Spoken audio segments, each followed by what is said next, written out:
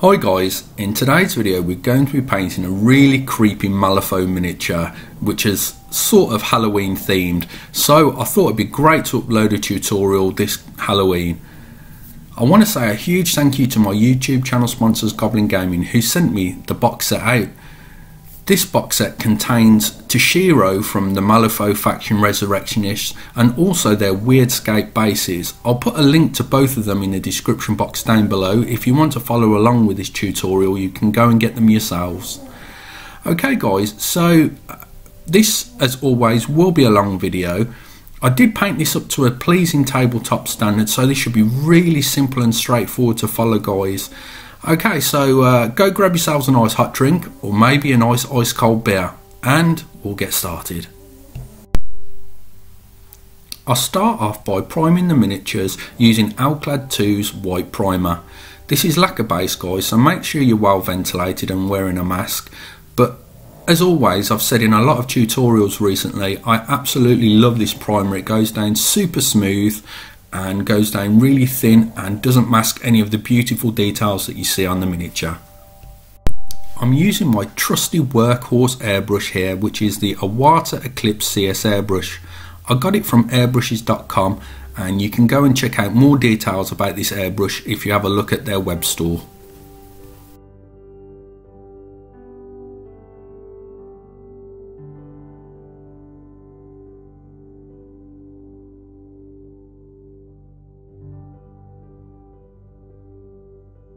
As you can see in this instance, I'm priming the base and the miniature absolutely separate. It would be very difficult to paint the miniature and the base all together as there's just so much detail going on both of them. So I decided that it'd be best to paint the base and the miniature separately.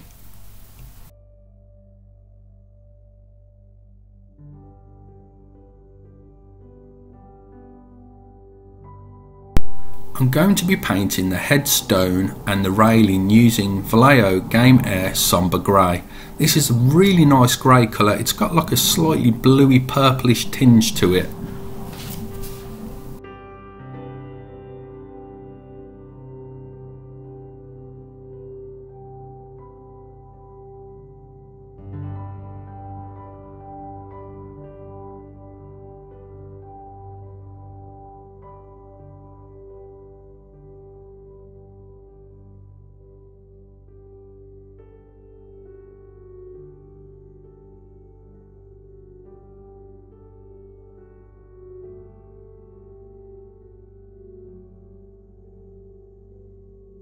Now I'm going to start painting the grass on the base using Games Workshop's base Death World Forest.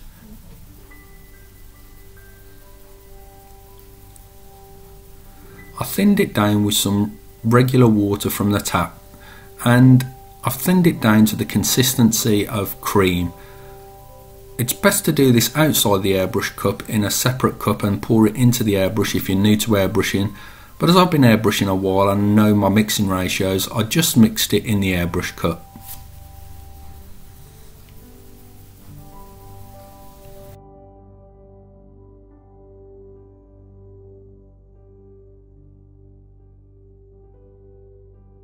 I'm now going to start highlighting the grass using Vallejo Game Air Gold Yellow.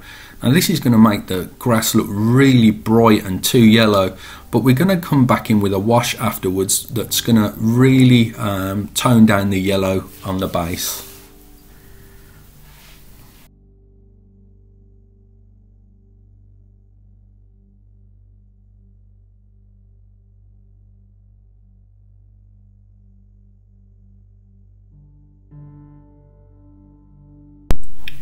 Now I'm going to paint the base that we've just painted using a Thonian camo shade. This is going to tone down all of that yellow that we added on top of the Death Guard green.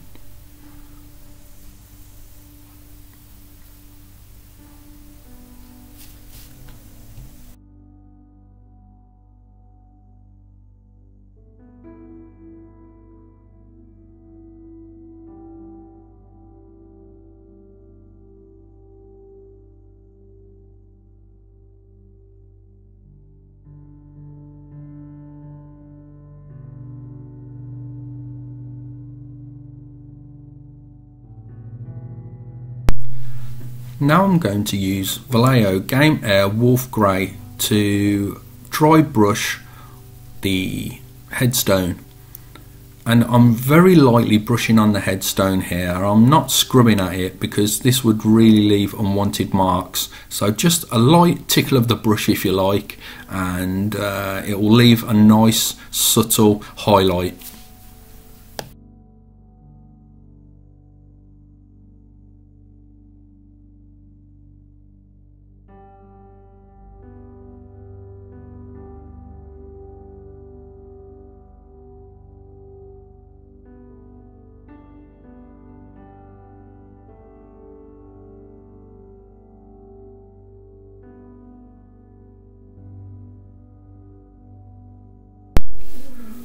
One of my most used metallics is Vallejo Game Air Chainmail Silver, and as usual I'm using it again. I'm using it on the railings on the base, and what I'll do is I'll go over the railings in 2 thin smooth coats.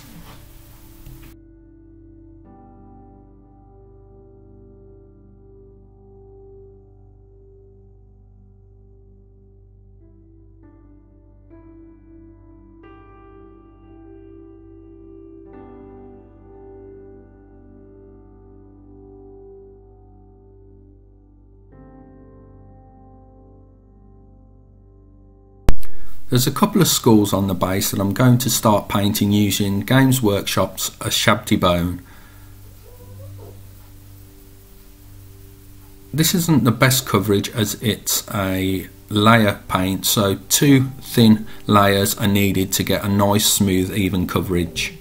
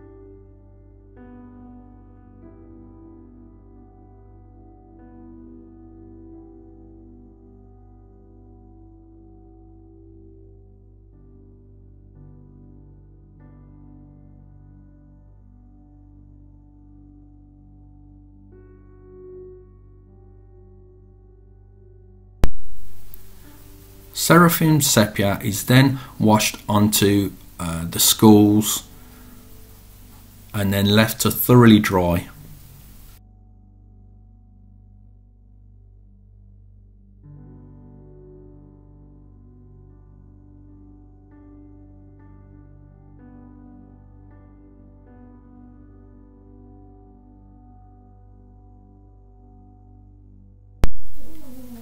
After letting the Seraphim sepia dry, I come back in with Screaming Skull and just highlight those skulls on the base.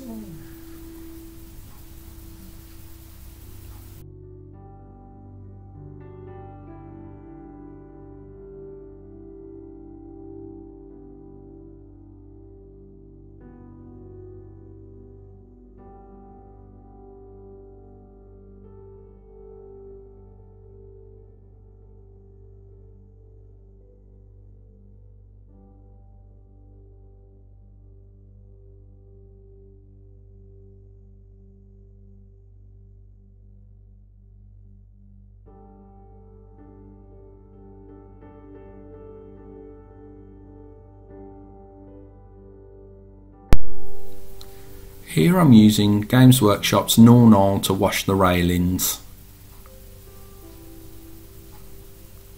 I also wash the headstone.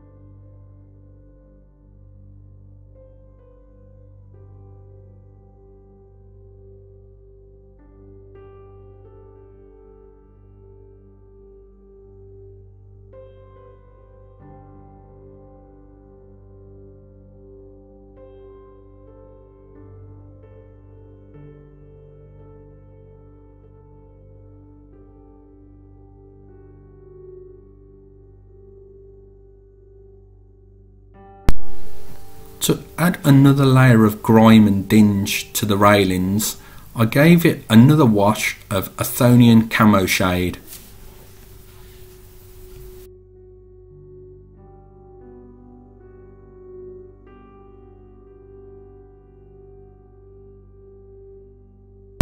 After the Athonian camo shade had thoroughly dried, I come back in with Vallejo Game Air Silver and I dry brush this onto the railings just to make them pop.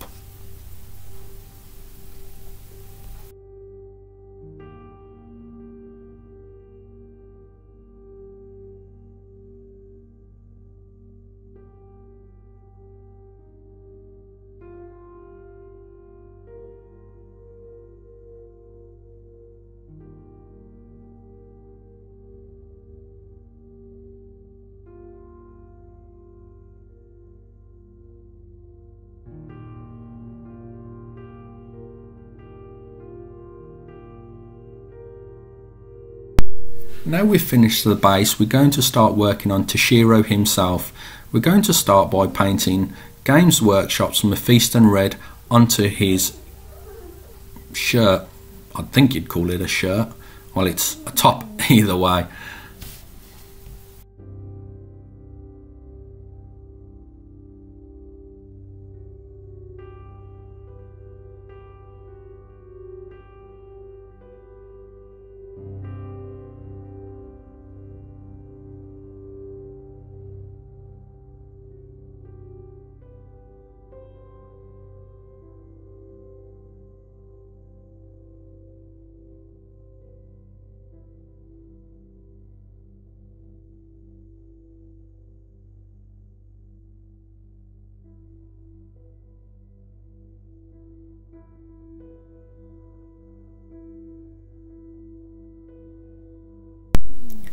Games Workshop's Mechanica Standard Grey is going to be painted onto his trousers. You may notice, guys, that I'm actually putting the Mechanica Standard Grey and pretty much all the paints on the palette as they're thin slightly with water. Basically, you only want to add a tiny amount of water. It'll help the paints go down much more smoothly on the miniature, and also adding a little water to your paints by thinning them will leave less brushstroke marks and a smoother and even paint job.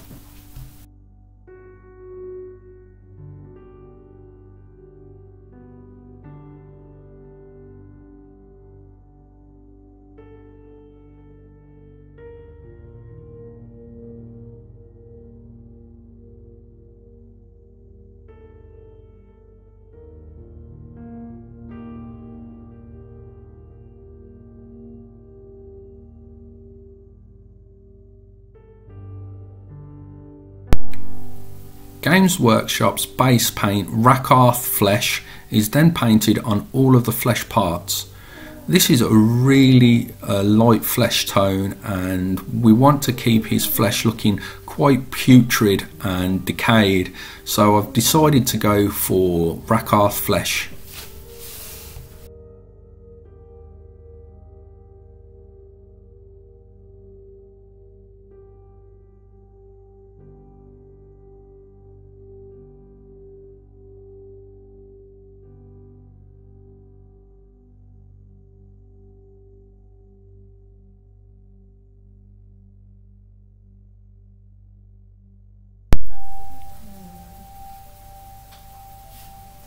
Scrag Brown is painted onto the staff that has been shoved right through Toshiro's neck, which looks pretty gruesome, to be honest.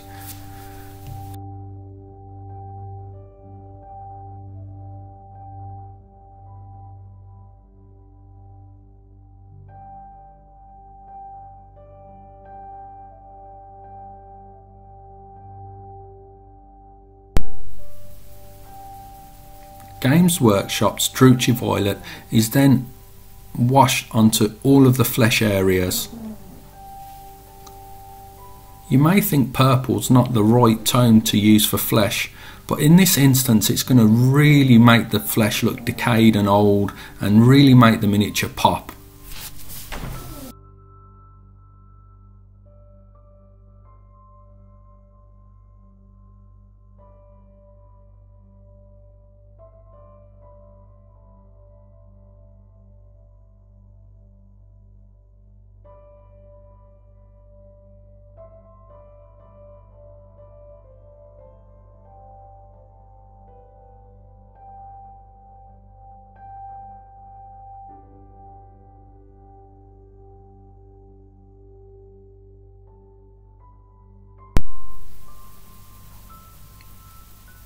Nornal is washed onto the trousers of Toshiro.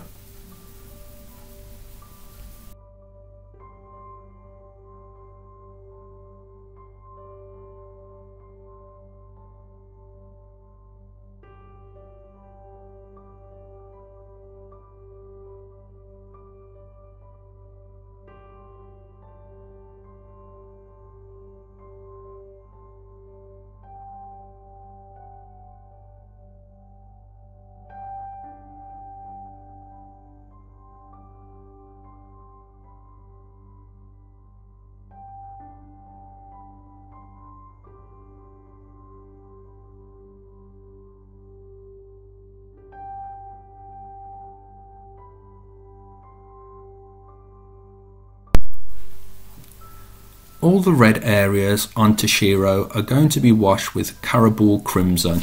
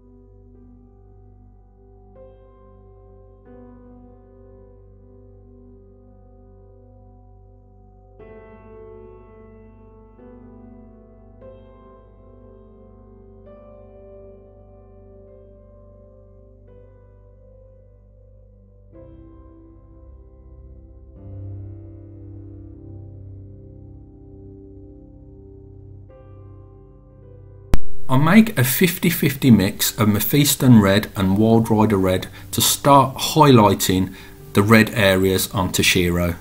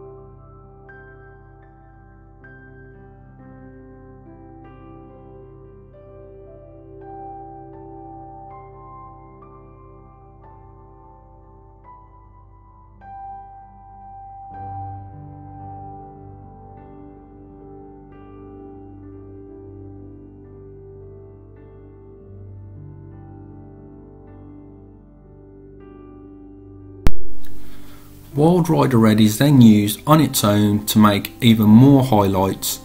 What you'll see that I'm doing is I'm just going over the 50-50 mix of Wild Rider Red and Mephiston Red on all of the top surfaces of the ripped shirt, would say.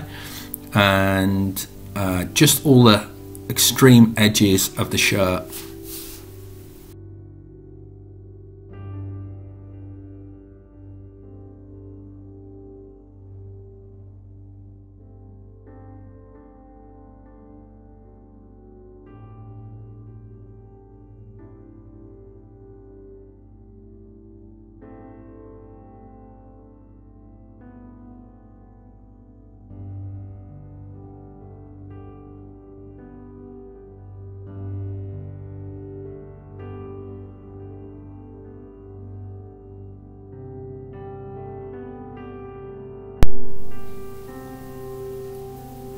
I come back in with Mechanica Standard Grey, and I'm just highlighting all the top folds of the trousers.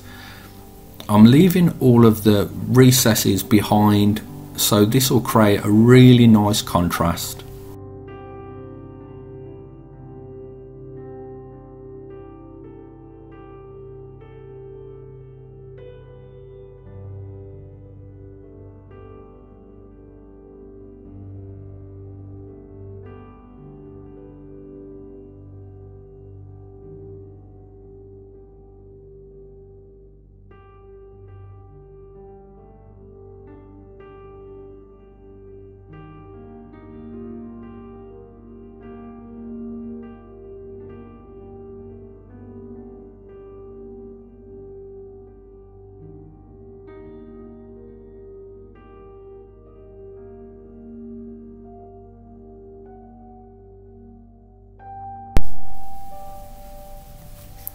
Now I'm going to create some highlights on the flesh using pallid witch flesh and rakarth flesh in a 50-50 mix. And as you can see, I've not got too much paint on my brush, and I'm being super light with my brush stroke, and I'm trying to just catch the top surfaces of all the folds and creases of the skin and leave the rakarth flesh and the Drucci violet wash in all of the recesses.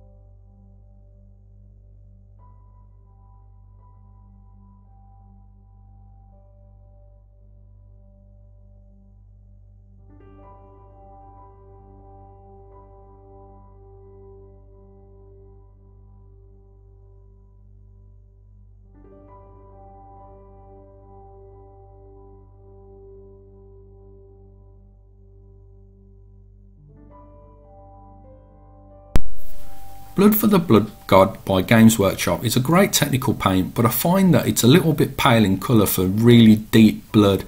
So here I'm going to add a little bit of Vallejo Game Air Black Vallejo metal gloss varnish and blood for the blood god. And you'll see instantly when I mix this around, it's more of a natural, deep, dark, really blacky, reddy colour.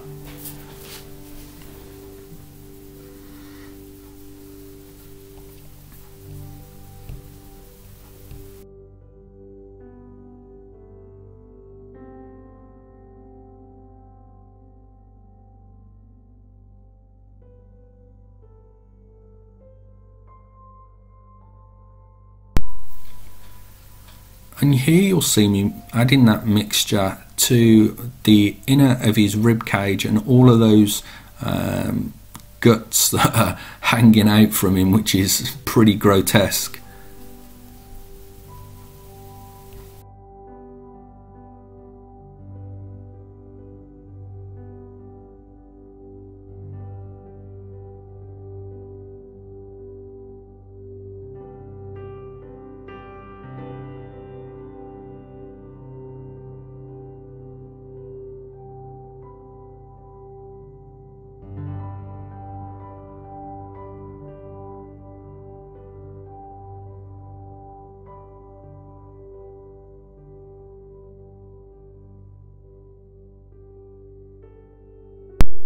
And here we have our finished Shiro.